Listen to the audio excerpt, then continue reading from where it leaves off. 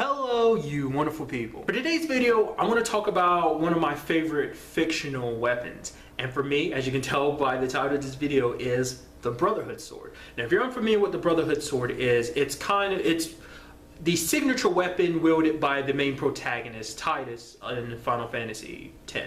I call it his signature weapon because most times you'll see a picture of Titus, usually, like if he's holding a weapon, it will usually be this. Obviously, there are some occasions where you'll see him using his ultimate weapon, the catapult, but it's literally like the second sword that Titus gets in the entire game, because originally he gets the long sword from Ornn at the very beginning of it.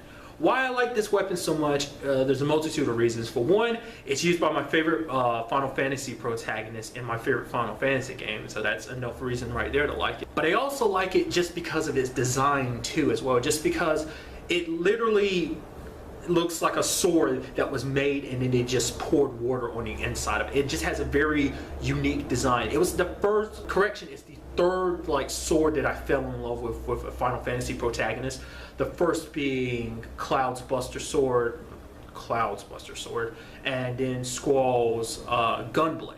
Those being the previous two. Also within the game, let's not forget the stat boost you actually get with it too. After a certain scene in Final Fantasy X, the Brotherhood sword gets a plus 10% in strength.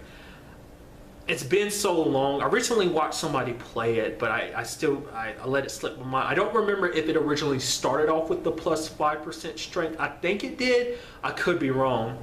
And it also gets a water element, which I'm kind of conflicted on the water element aspect to it.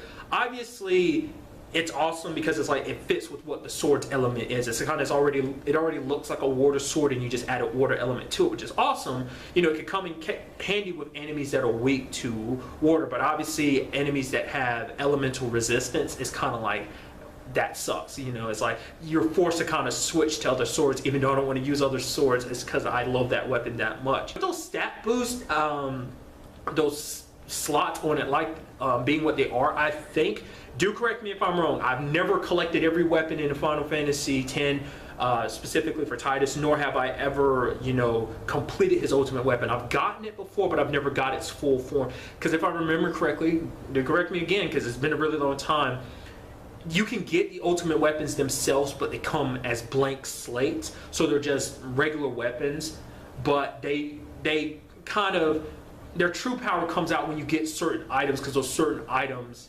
fill their skill slot. And so I don't know what his ultimate weapon, like I said, I think it's called the catapult. I don't know what its slots are filled with. I never bothered looking at it. I do like its design, but still I like the Brotherhood's design better. So I don't know how it stacks up to that particular weapon, but I think it's overall still a pretty good weapon with the plus 10 and plus 5%, you know, increase in strength. I don't know if there's any other weapons for Titus that have those stats, you know, or better stats than that. There probably are. Like I said, I've never collected every weapon for him in a game, so. Plus, also, you know, a lot of Titus's weapons in that game obviously are repeats. Like, sword he gets at the beginning, obviously it's called a long sword, so later on there's a sword with like a 5% increase in strength called the Baroque sword, if I remember, and that looks exactly like the longsword. So there are reused designs, but the Brotherhood sword is a design on its own. Plus, another reason why I like it too is it's kind of associated with just character-wise and everything,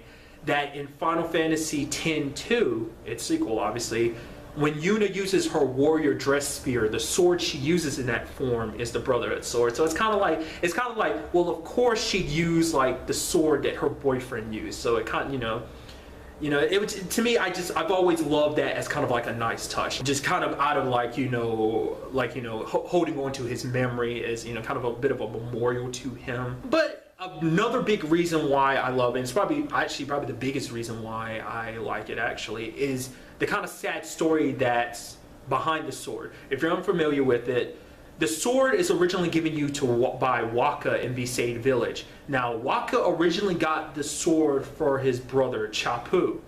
But, Chapu went off to fight Sin, and, rather than using the sword Wakka gave him, he left it back in Besaid Village, and when he went off to fight Sin, he used a Machina weapon instead, and ended up dying. Hence why Walker kind of hates Machina weapons so much, and kind of is one of the reasons why he doesn't like the Al Bhed as much. Obviously, there's the Yevon aspect to it as well, but that's one of his main reasons. So there's a sad history behind it, And actually, that also, because it also ties in with, it's a spoiler, but the scene that gives those added bonuses to the Brotherhood sword is a scene where Titus is listening in on a conversation between Waka, because you're in the far plane and he's talking to, obviously the Fireflies take the image of Chapu and he's talking to Chapu, and that's what gives him the status.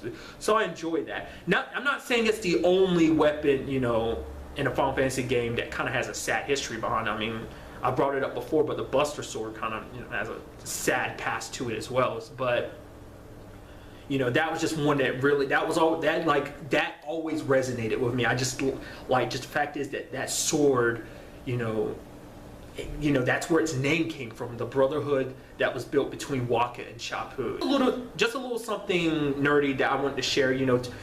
Some of you might be familiar with this, but I just wanted to share this with anyone that might not be familiar with it, who may have never played Final Fantasy X, didn't care for it, but to me that was just something. That's one of the aspects of Final Fantasy X that I like the most. It's just everything associated with that sword. But that's really all I want to talk about in this episode. Till the next time we meet, be happy, be safe, live life to the fullest, and enjoy it. Good day and goodbye.